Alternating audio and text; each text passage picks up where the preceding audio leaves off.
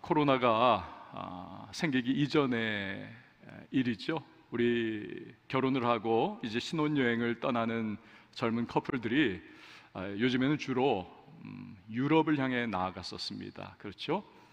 우리 교회에 어떤 커플은 한 달 동안 유럽 여행을 다녀오더라고요. 신혼여행으로.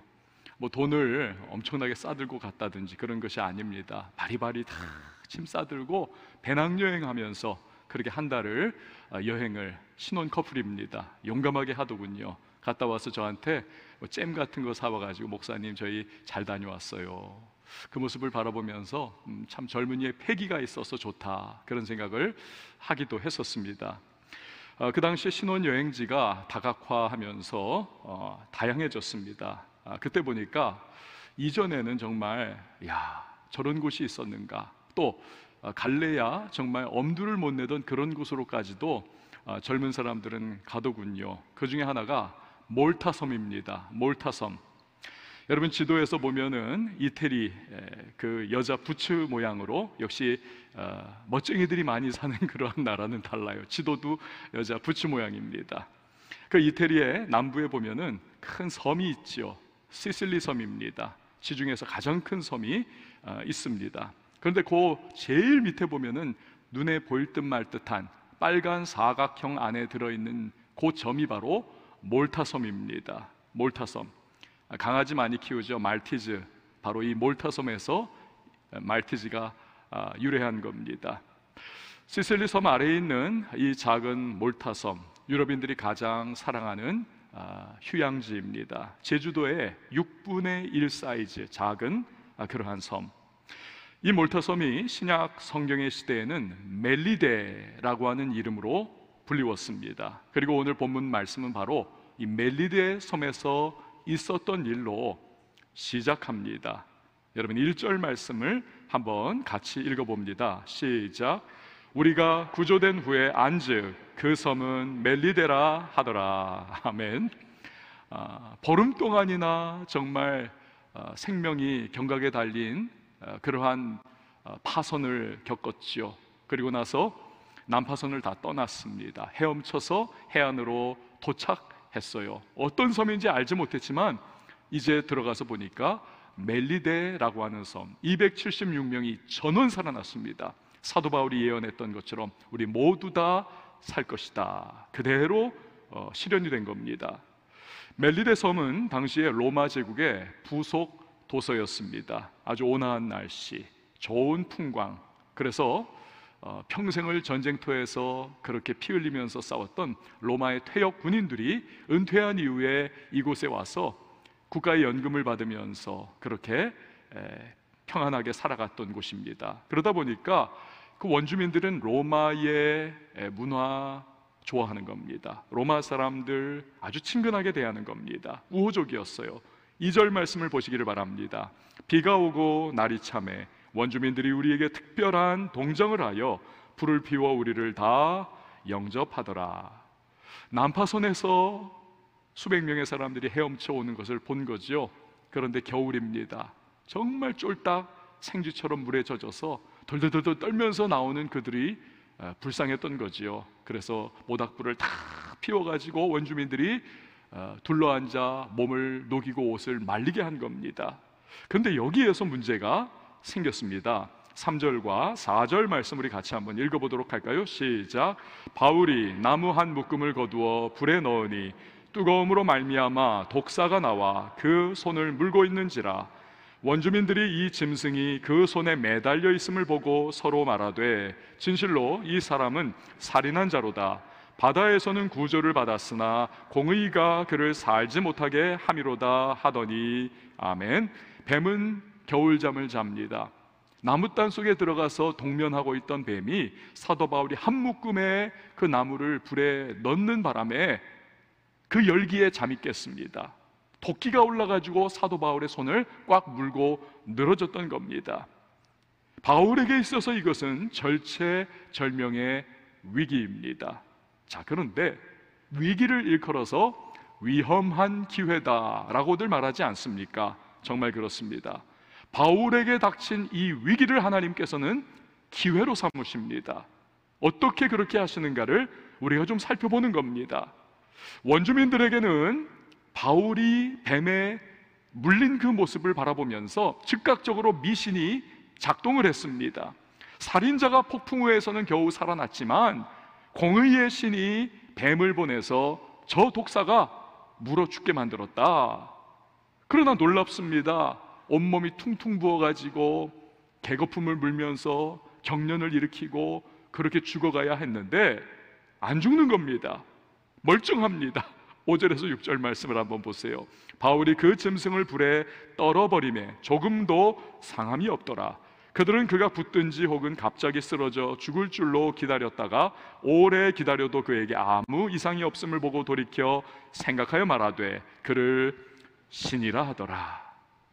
여러분 기억하십니까? 예수님은 마태복음 16장 17절 18절에서 말씀하셨죠. 믿는 자들에게는 이런 표적이 따르리니 곧 그들이 내 이름으로 귀신을 쫓아내며 새 방언을 말하며 뭘 집으며 뱀을 집으며 무슨 독을 마실지라도 해를 받지 아니하며. 로마에 가서 복음을 전할 사명을 부여하셨습니다. 그런 바울이니 주님께서는 사명을 감당하도록 바울을 살리시는 겁니다. 놀란 원주민들의 생각이 바뀌어요. 이제 보니 살인자가 아니라 이 사람은 신이 보낸 사람이구나. 신이구나. 이 일은 즉각 로마에서 파견한 최고 행정관에게 그렇게 전해집니다. 다 초대를 해요. 환대를 합니다. 7절 말씀을 보세요. 이 섬에서 가장 높은 사람 버블리오라 하느니가 그 근처에 토지가 있는지라 그가 우리를 영접하여 사흘이나 친절히 머물게 하더니. 여러분 잘 보십시오. 276명이나 되는 사람들이 난파선을 떠나 지금 헤엄쳐 달랑 자기 몸 하나 가지고 왔습니다. 먹을 것이 있습니까? 거할 곳이 있습니까? 3개월에 이르는 앞으로의 이 겨우내의 섬에서의 생활, 정말 까마득한 겁니다. 그런데 바울이 독사에 물리고 하나님의 능력으로 살아나는 이 일, 위기에 빠졌지만 하나님께서 그 위기를 특별한 기회로 삼아주시는 전능하신 능력을 베푸신 일 때문에 모든 문제가 한꺼번에 해결이 되었던 것입니다. 그뿐이 아니에요. 8절에서 9절 말씀을 한번 보십시오. 버블리오의 부친이 열병과 이질에 걸려 누워있거늘 바울이 들어가서 기도하고 그에게 안수하여 낫게 하매 이러므로 섬 가운데 다른 병든 사람들이 와서 고침을 받고. 멜리데 섬에는 이러한 섬 지역이라든지 그러한 고립된 곳에는 늘 풍토병이 있지 않습니까? 멜리데에는 특별한 풍토병이 이질하고 말라리아에 해당하는 열병이었습니다. 이 말라리아 같은 열병에 걸리면 4개월 정도 극심하게 고열에 시달리고 좀 좋아집니다. 그러나 시간이 가면 또다시 컨디션에 따라서 이 열이 재발하고 또 재발하고 하면서 결국 한 2년쯤 되면 죽어버리는 겁니다. 고통 가운데에. 이질은 계속되는 설사를 의미하는 거지요. 이거 얼마나 몸은 바짝 꼬챙이처럼 마르고 고열에 시달리면서 새카맣게 되면서 이 풍토병으로 신음을 하며 죽어가는 겁니다. 버블리오의 아버지가, 최고 권력자의 아버지가. 사도행전의 기록자인 누가는 의사입니다. 직업이. 그러니 정확한 병명을 그가 기록을 한 거죠. 그런데 이러한 버블리오의 아버지를 사도 바울이 안수하며 기도하니까 즉각적으로 병이 낫더라는 것입니다. 당장 소문이 퍼지죠. 여러분, 이러한 누가 병 낫다, 저기 신유의 은사가 있다, 얼마나 사람들이 몰려갑니까? 병든 이 섬의 모든 사람들이 너도 나도 찾아와 다 고침을 받습니다. 그런데 여기서 고침받다, 이 헬라어 말은 테라피오라고 하는 말입니다. 육뿐만이 아니라 영도, 즉 영육이 함께 치유받고 회복된다라고 하는 것을 의미합니다. 이런 거예요. 사람들이 다 너도 나도 바울에게 찾아와서 기도받고 병이 떠나가고 회복이 됐어요. 그러니 마음이 열립니다. 사도 바울이 전하는 복음을 그들이 듣습니다. 달게 받습니다. 예수를 압니다. 예수로 말미암아 구원을 받고 결국 영과 육이 전인적인 구원과 회복과 치유를 그들이 얻게 되었다는 것이죠. 그래서 여러분, 의사분들이 예수 잘 믿으면 육을 치유하는 것뿐만이 아니라 많은 사람들이 영도 치유받으면서 예수님이 하셨던 것처럼, 바울이 했던 것처럼 전인적인 치유와 회복을 누리게 만들 수가 참 있는 겁니다. 우리 교회도 그렇고 오늘 영상을 보시는 분들 중에 의사분들이 계시다면 그런 하나님의 은혜가 여러분들에게 함께 하시기를 바랍니다. 치유받은 멜리데 섬 주민들이 너무너무 기쁘고 기뻐한 거예요. 너무너무 감격한 겁니다. 그래서 10절 말씀을 보시기를 바라요. 10절에 보니까 후한 예로 우리를 대접하고 떠날 때에 우리 쓸 것을 배에 실었더라. 여러분 보십시오. 독사에 물리는 위기를 겪었지만 그 결과로 바울에 대한 대우가 확 달라지는 것을 봅니다. 최고 행정관 버블리오에게까지 바울이 영접을 받습니다. 바울 일행이 이 섬에서 겨울 3개월을 지내는 기간 내내 그동안 필요한 모든 것이 채워집니다. 심지어 로마행 배에서 쓸 것까지도 다 이 기간 동안에 해결이 되는, 그뿐만입니까? 많은 멜리데 사람들이 구원받아 예수를 알고 영원한 생명을 누리게 됐으니 복음으로 살고 복음으로 죽는 바울이 얼마나 감격하고 얼마나 의기양양하고 얼마나 좋았겠습니까? 또 이 3개월 동안 다른 걱정 없이 바울이 그 아름다운 풍광을 누리면서 그동안 1, 2, 3차 10년에 이르는 이 선교 여행 기간 동안 정말 성령으로 사로잡혀서 뛰고 또 뛰었지만 그의 육신은 얼마나 지쳤겠습니까? 감정적으로도 많이 그가 유대인들의 시달림을 너무 받았잖아요.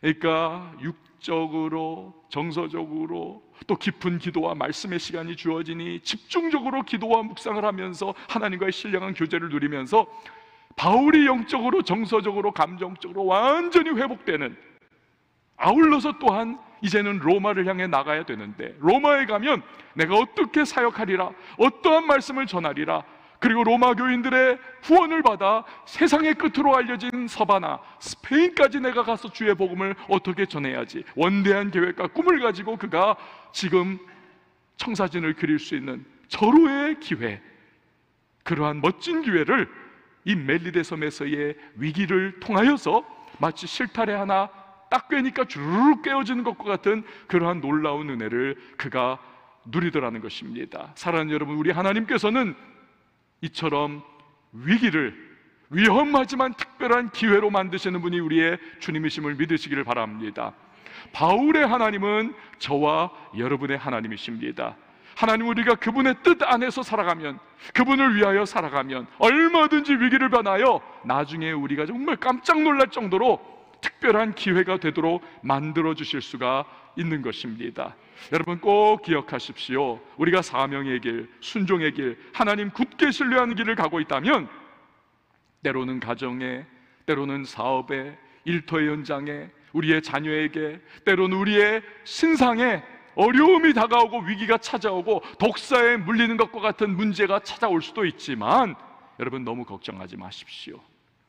오히려 하나님은 그 일을 통해서 멜리데 사람들이 바울을 신이라고 말했듯이 사람들에게 우리를 일컬어 저 사람은 하나님의 사람이야, 우리를 확실하게 드러내 주실 것입니다. 또 그 일을 통해서 버블리오처럼 새로운 사람들을 우리에게 만나게 해주시고 우리의 인생의 지경이, 우리의 사역의 지경이, 우리의 삶의 지경이 확장되는 놀라운 은혜를 얼마든지 베푸실 수 있는 분이 우리의 하나님이신 것입니다. 코로나도 그렇습니다. 이번에 교회가 독사가 문 것과 같이 여러분 코로나 때문에 우리가 고통을 겪었죠. 여기서 중요한 것은 우리가 하나님 안에 거하고 그 은혜 안에 우리가 매달려 있으면 되는 겁니다. 끝까지 또한 사명의 길, 순종의 길, 우리 교회에 맡기신 복음 전파의 길을 우리가 붙잡고 나아가면 그러면 되는 거예요. 그럼 하나님께서 반드시 그 일을 통하여서 우리 교회와 성도들에게 역전의 기회의 문을 열어주시는 하나님 되심을 우리는 경험하게 될 것입니다. 하나님은 사람들이 우리 교회를 바라보는 시선도 어느 순간 반드시 놀랍게 변화시켜 주실 것입니다. 하나님이 저들과 함께 하셔, 저들은 하나님의 사람들이야. 여러분 어떻게 구체적으로 그렇게 하실지 저는 알지 못해요. 그러니까 하나님께 달린 차원의 문제입니다. 그러나 하나님은 반드시 그렇게 하실 것입니다. 중요한 것은 우리가 그분의 믿음 안에 거하는 것입니다. 그러면 주님께서 그 일을 이루어 주실 것입니다. 그분에게는 기적이 상식인 것이고 그분은 전능하신 능력의 팔을 가지고 계신 하나님이신 것입니다. 우리 개인의 삶도 그래요. 여러분, 새로운 기회와 더 넓은 인생의 확장은요, 여러분 평탄할 때 오던가요? 그렇지 않습니다. 우리 삶이 평탄하고 너무 안전하면요, 지금 가지고 있는 것을 우리는 놓치지 않기 위해서 그냥 그 안전하게 거하고자 하는 것에 모든 에너지를 집중합니다. 그냥 그 누리는 것을 우리는 유지하고자 거기에 매달려 있기 일쑤입니다. 그러나 인생의 기반이 흔들립니다. 어려움이 찾아옵니다. 그러면 그 순간부터 창조적인 파괴가 일어나기 시작하면서 그야말로 우리의 삶에 영어로 break through라고 하죠. 돌파의 역사가 일어나기 시작하는 것입니다. 새로운 뚫고 나가는 은혜의 역사가, 새로운 인생 지평이 넓어지는 역사가, 새로운 무언가 창조적인 우리 하나님께서 앞에 놓아두신 길이 열리는 역사가 우리에게 일어나게 되는 것입니다. 아브라함이 그랬어요. 요셉이 그랬습니다. 이삭이 그랬습니다. 오늘 많은 하나님의 신앙의 위인들이 그랬고, 바울이 지금 그렇고, 여러분 우리도 그렇게 놀라운 주의 은혜를 경험하게 될 줄 믿습니다. 사랑하는 여러분, 독사에 물리는 위기는 인생에서 하나님이 역사하시는 특별한 기회가 될 수 있음을 믿으시기를 바랍니다. 자, 이제 멜리데 섬에서의 은혜로 주어진 3개월의 시간이 좋은 시간은 너무너무 빨리 가잖아요. 지나갔습니다. 바울 일행은 다시 로마행 항해를 시작합니다. 11절에서 13절 말씀 우리 같이 읽어보도록 합니다. 시작. 석 달 후에 우리가 그 섬에서 겨울을 난 알렉산드리아 배를 타고 떠나니 그 배의 머리 장식은 디오스구로라. 수라구사에 대고 사흘을 있다가 거기서 둘러가서 레기온에 이르러 하루를 지낸 후 남풍이 일어남으로 이튿날 보디올에 이르러. 아멘. 자, 마침 이 멜리데 섬에 이 항구가 있는데 거기서 겨울을 난 알렉산드리아 배가 있더라는 것입니다. 이것도 역시 곡물 수송선이었습니다. 참 신기하죠.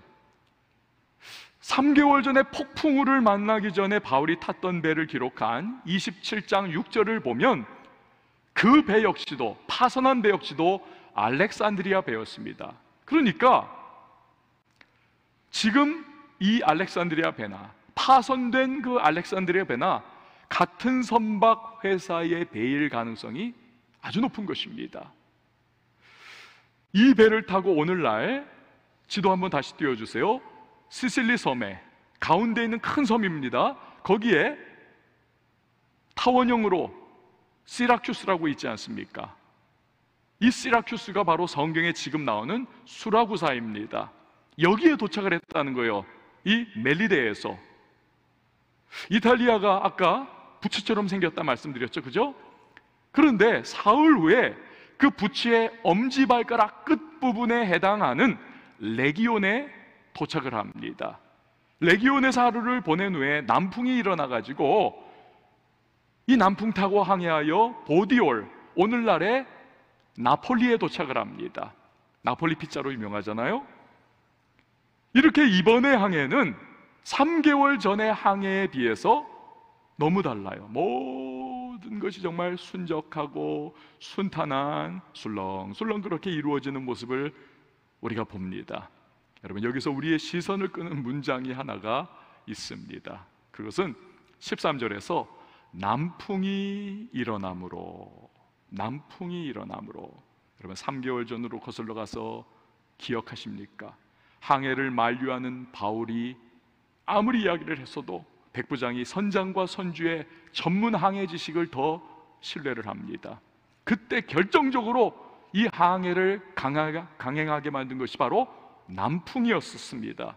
27장 13절 14절 보니까 남풍이 순하게 불매 그들이 뜻을 이룬 줄 알고 닻을 감아 그레데 해변을 끼고 항해하더니 얼마 안 되어 섬 가운데로부터 유라굴로라는 광풍이 크게 일어나니, 그러니까 남풍이 폭풍으로 변했던 것이지요. 그러나 3개월 지난 지금 같은 남풍인데 지금은 너무나 평안하게 목적지까지 갈 수 있었던 이유는 무엇일까요?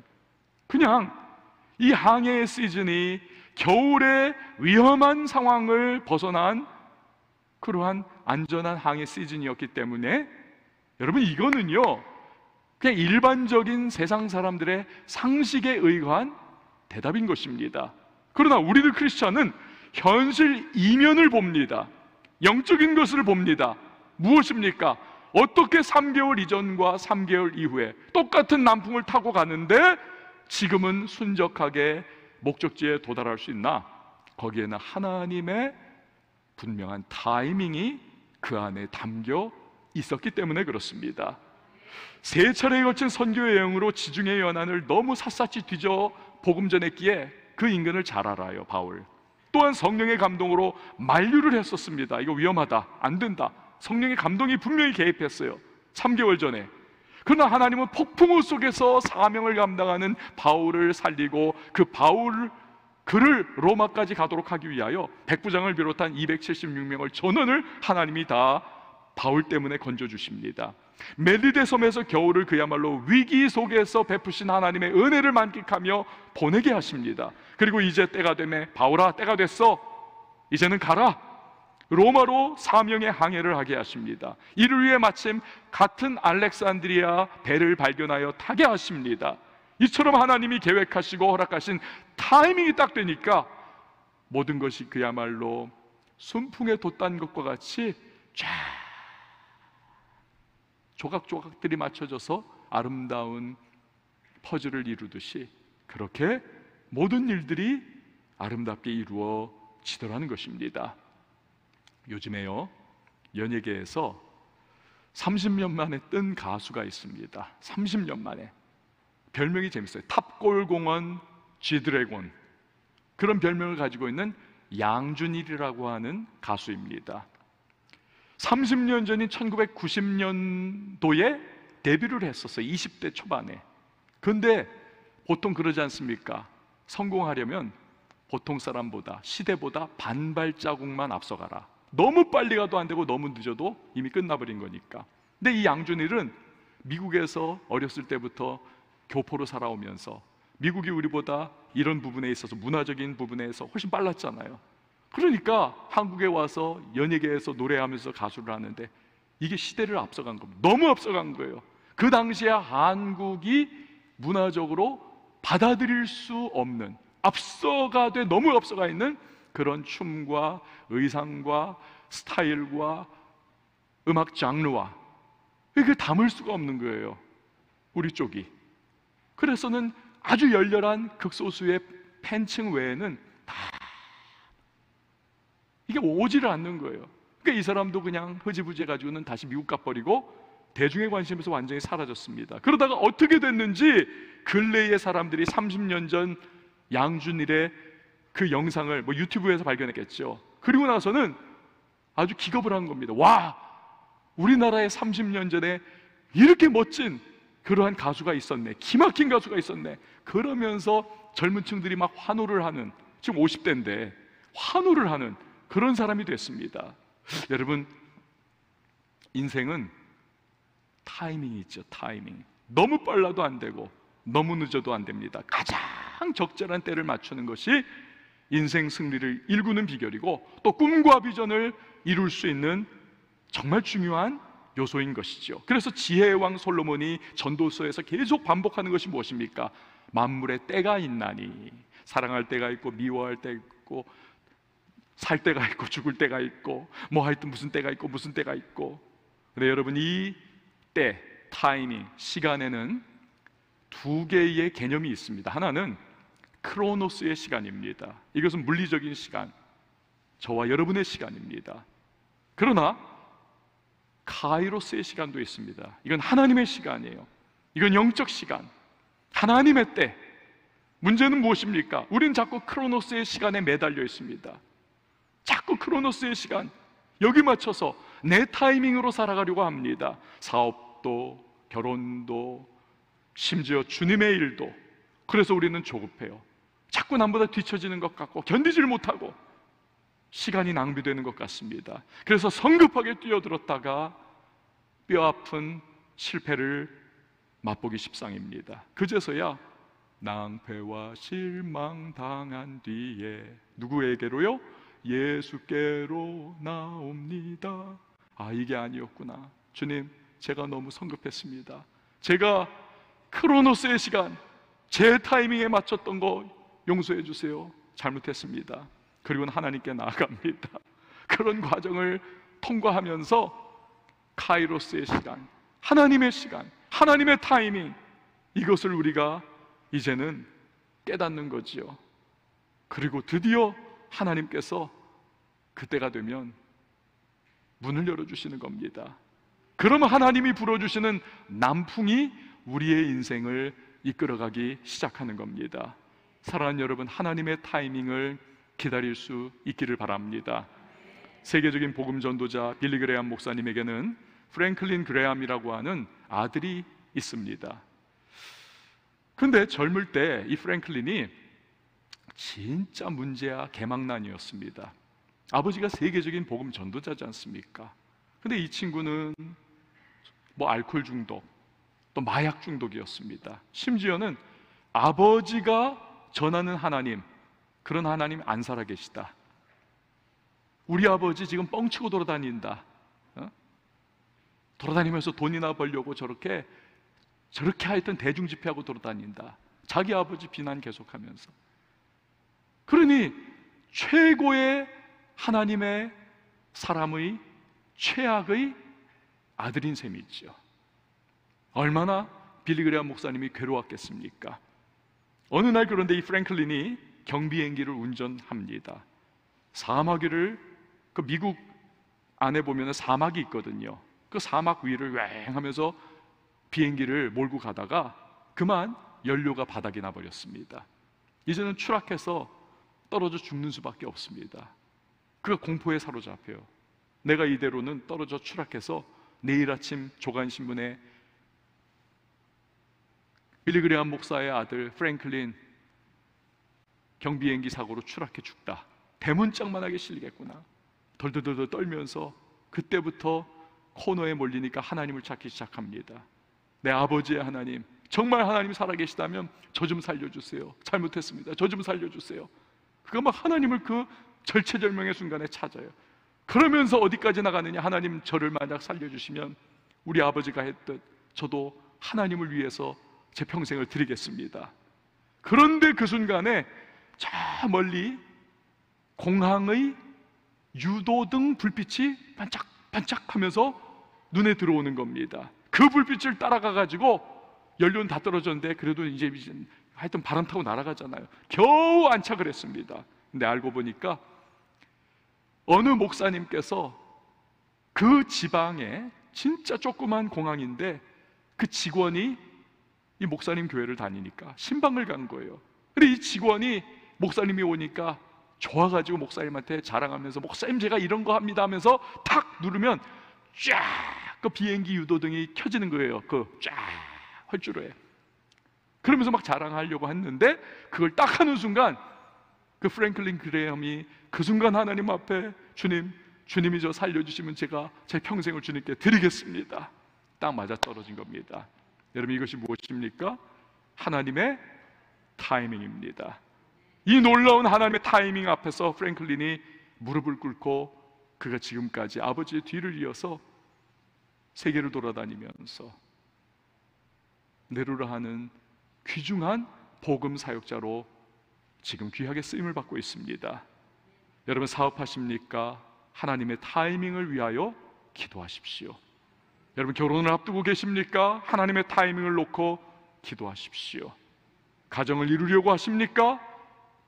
여러분, 하나님의 타이밍을 찾으세요. 새로운 일을 계획하십니까? 주님의 타이밍을 놓고 기도를 하십시오. 비전과 꿈을 위하여 나가시는 분도 주님의 타이밍에 내가 첫 발걸음 떼기를 위하여 여러분 기도하셔야 합니다. 하나님을 위해 무언가 헌신하고 봉사하고 사역하기 위하여 기도하는 분, 하나님의 타이밍에 내가 맞출 수 있도록 도와달라고 기도하셔야 합니다. 자녀 양육하십니까? 기도하세요. 하나님, 우리 자녀가 주님의 타이밍에 주님 만나고 변화받고 또 인생을 주님과 동행하는 자 되게 하여 주시옵소서. 주님이 이끌어 주시기를 기도하셔야 합니다. 사랑하는 여러분, 여러분 인생 가운데 하나님의 타이밍과 함께 나가기를 바랍니다. 조급해하지 마세요. 나는 느린 것 같아 보여도 하나님의 타이밍을 타고 가는 인생이 여러분 가장 빠른 인생이라는 사실을 꼭 기억하셔야만 합니다. 그때 날 위해 불어주시는 하나님의 남풍을 만나는 것입니다. 우리 다 같이 14절과 15절 말씀을 함께 봅니다. 시작. 거기서 형제들을 만나 그들의 청함을 받아 이레를 함께 머무니라. 그래서 우리는 이와 같이 로마로 가니라. 그곳 형제들이 우리 소식을 듣고 앞비오 광장과 트레이스 타베르네까지 맞으러 오니 바울이 그들을 보고 하나님께 감사하고 담대한 마음을 얻으니라. 아멘. 바울은 지금 하나님의 타이밍 가운데 움직이고 있습니다. 그리고 하나님이 주시는 순적함 가운데 꿈에도 그리던 세계의 중심 로마를 향해 나아가고 있습니다. 지금 바울이 도보로 로마를 향해 출발을 시작한 이 보디올 나폴리는 여기서부터 쭉 해가지고요 230km를 걸어가면 그러면 로마예요. 어른의 발걸음으로 길어도 일주일이면 갑니다. 230km. 그런데 이 길이 아피아가도라고 하는 유명한 길입니다. 아피아가도. 지금도 로마에 가면 2000년 묵은 이 아피아가도가 쫙 깔려 있습니다. 저도 거길 걸어봤어요. 아피아가도. 이 도로는요 당시 전 세계를 정복하고 돌아오던 개선 장군들이 로마를 향해서 위풍당당하게 행진했던 길입니다. 이 길은요 지방을 순찰했던 로마의 황제들이 로마로 다시 돌아오던 길입니다. 그런데 지금 미결수 신분의 초라한 모습의 바울이 그 길을 걸어가고 있습니다. 세상의 시각으로는 그 개선 장군들에 비해서, 영광스러운 황제들에 비해서 이 미결수인 바울은 너무나 초라해 보입니다. 그러나 영적 시각으로는 절대 그렇지 않습니다. 아까 15절에서 로마에 있던 믿음의 형제들이 바울이 온다는 소식을 듣고 바울을 맞으러 왔다 기록을 했지요. 이 당시 로마에는요 바울이 고린도에서 로마서를 기록합니다. 그리고는 베베라고 하는 여집사님의 인편으로 이 로마서를 로마 교회에 전달을 해요. 이 베베 집사님이 이거 전달한 이후에 아예 로마에 눌러 앉습니다. 그래서 함께 신앙 공동체를 이루고 그리고 신앙생활을 해요. 또 이 로마에는 바울과 장막 만드는 일을 함께하며 복음을 동역했던 브리스길라와 아굴라 신실한 부부가 역시 지금 로마에 함께 생활하며 신앙 공동체를 유지하고 있습니다. 또 로마서 16장에 보면 여러 지인들이 명단이 주르륵 나와요. 바울의 동역자요, 보고 싶은 그리운 믿음의 형제 자매들이. 그런데 이 사람들이 바울이 죄수의 신분으로 로마에 온다고 하니까 다 맞으러 나왔다는 겁니다. 그런데 여기서 맞이하다라고 하는 말, 아판테시스라고 하는 이 헬라어는 굉장히 특별한 말입니다. 언제 쓰느냐? 먼 곳에서 다른 도시에 그러한 대사들이라든지 대표단이라든지 왕이라든지 장군들이 올 때에 여기 살고 있는 사람들이 그들을 특별한 그들이기 때문에 시외까지 맞으러 나가가지고 막 흔들면서 열렬히 맞이할 때 그때 쓰는 말이 이 맞이하다, 아판테시스라고 하는 말입니다. 여러분, 그러므로 지금 초라한 죄수의 모습이지만 영의 눈, 하나님의 시각으로 바라볼 때 바울은 과연 어떤 모습입니까? 복음으로 이미 많은 도시를 정복했고 또 세계의 중심 로마를 정복하려고 하는 하나님의 전권 대사의 위대한 입성, 그것이 바로 하나님이 바라보시는, 그러나 세상 사람들은 알지 못하는 바울의 모습이었던 것입니다. 그리고 우리는 실로 300년이 채 못되어 로마가 콘스탄티누스 대제 때 기독교를 공인하고 그로 말미암아 로마 전체가 복음으로 변화되어 예수 그리스도의 도성이 되는 것을 우리는 역사에서 확인하지 않습니까? 사랑하는 여러분, 이런 바울을 통해서 우리는 우리 자신을 바라보는 시각을 재조정할 필요가 있습니다. 부족합니까?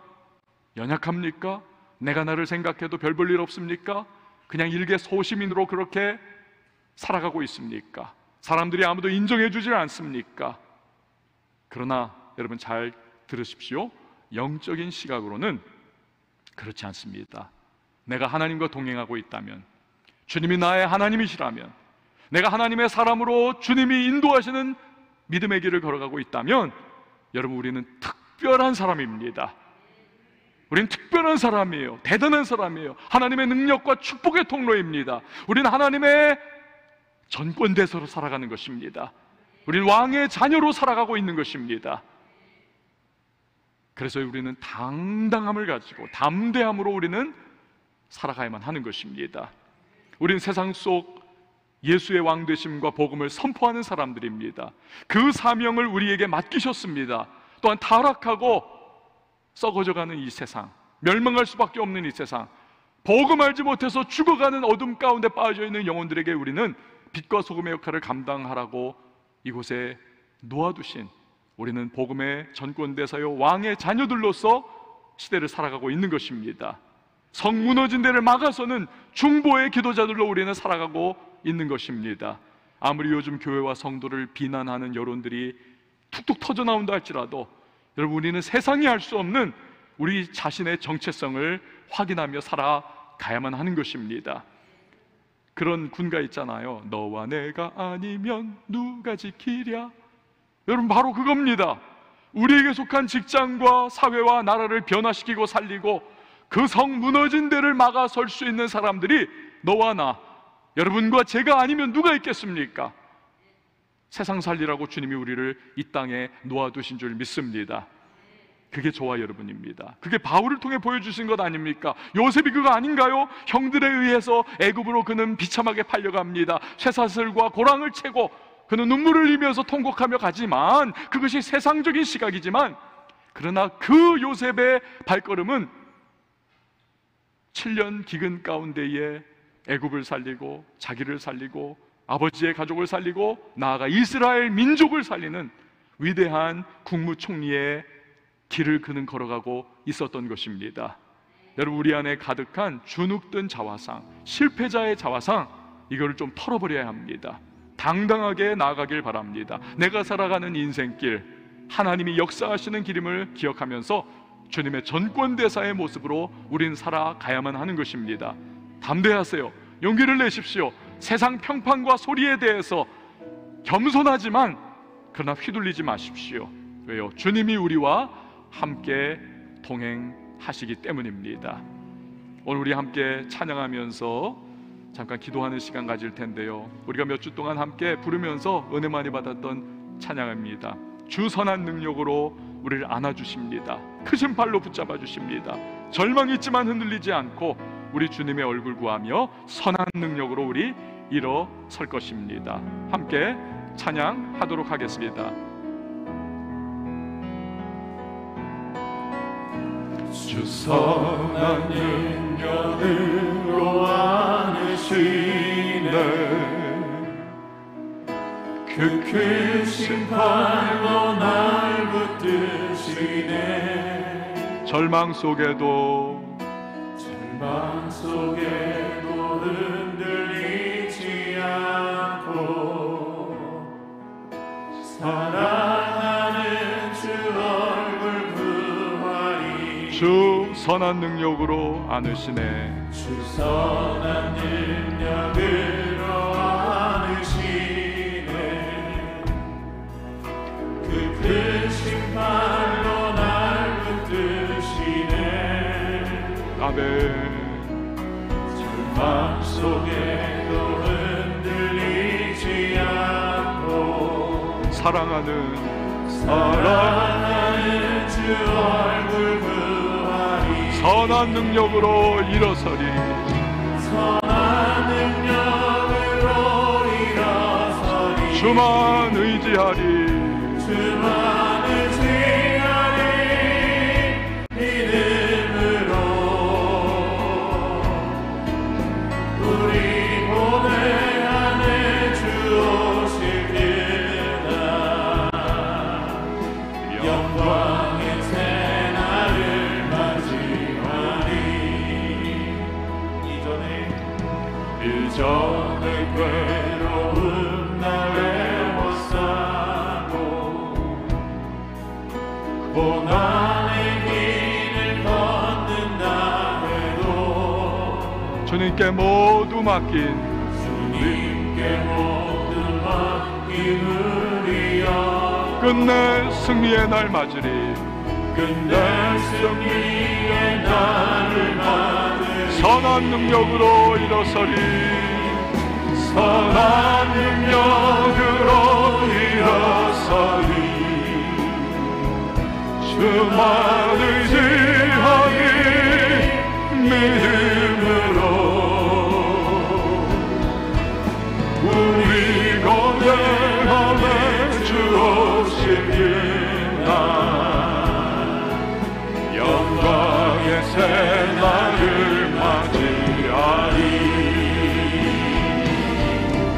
주님이 마신 고난의 진탕 우리도 감사하며 받으리. 우리도 감사하며 받으리. 아멘. 주님의 남은 고난 채워가 예수와 복음 위에 살리라. 예수와 복음 위에 살리라. 선한 능력으로 일어서리. 선한 능력으로 일어서리. 주만 의지하니 믿음으로 우리 거대함에 주 오시길 날 승리의 새날 선한 능력으로 일어서리. 선한 능력으로 일어서리. 주만 의지하리. 믿음으로 우리 거대함에 주 오시길 날 승리의 새날을 맞이하리. 여러분, 이 시간에 우리 말씀을 기억하며 우리와 함께 묵상으로 좀 기도했으면 좋겠어요. 위기, 위험하지만 주님 안에 있으면 특별한 기회가 될 수 있습니다. 하나님의 타이밍, 그것이 최고의 타이밍입니다. 우리는 주님의 전권대사로 하나님의 왕의 자녀로 살아가는 자들, 세상이 볼 때는 보잘것없어도 우리는 영적으로 바라보면 주님께서 기대하시는, 주님이 사용하시는, 주님께서 성 무너진 데를 막아서라고 중보의 기도자들로 세워놓으신 자들입니다. 주여, 나 그렇게 살겠습니다. 한 가지만 붙잡고 기도하세요. 전능하신 주님의 기뻐하시는 뜻을 따라 나도 바울과 같이 살겠노라고 우리 함께 기도하며 나가도록 하겠습니다. 하나님 아버지, 감사합니다. 전능하신 주님의 말씀을 잡고 오늘 우리가 이렇게 나아갑니다. 위기를 특별한 기회로 바꿔주시는 능력의 하나님을 신뢰합니다. 하나님 아버지, 우리에게 전권대사의 역할을 감당하라고 하시고 성 무너진 데를 막아서라고 하시는 주님, 그 역할을 잘 감당할 수 있도록 주님 은혜를 베풀어 주시옵소서. 우리 하나님의 타이밍이 최고의 타이밍임을 기억하게 하시고 조급함과 하나님 나의 크로노스의 시간으로 하나님 일을 망치는 자 되지 아니하시도록 도와주시고 우리 하나님 아버지의 때를 기다리며 기도 가운데 하나님과 늘 인도하심 가운데 받으며 그 말씀을 깨어나는 자들, 우리 하나님의 기뻐하시고 사용하시는 자들, 우리 하나님 영광 올려드리게 하시고 하나님의 놀라운 능력을 증거하시는 우리 백성들 믿음으로 만나가서 주님의 성령의 능력으로 우리를 붙잡아 주시고 역사해 주시옵소서.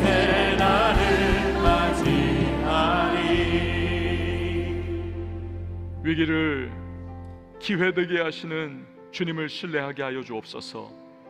하나님의 타이밍이 최고의 타이밍임을 알고 조급함과 내 방식대로 뛰어나가는 것이 아니라 인도하심 가운데에 나아가는 주님의 사람 되게 하여 주옵소서. 보잘것없어 보여도 특별할 것 없어 보여도 우리는 주님의 전권대사로 살아가며 주의 손에 붙들려 성 무너진 데를 막아서는 중보의 사람들이며 하나님의 영광 올려드리는 사람들이 되어야 한다는 사실을 기억하면서 우리 성령의 기름부심 가운데 매일의 삶을 살아가는 바울의 뒤를 따라가는 하나님의 사람들이 되게 하여 주시옵소서. 예수님의 이름으로 기도합니다. 아멘.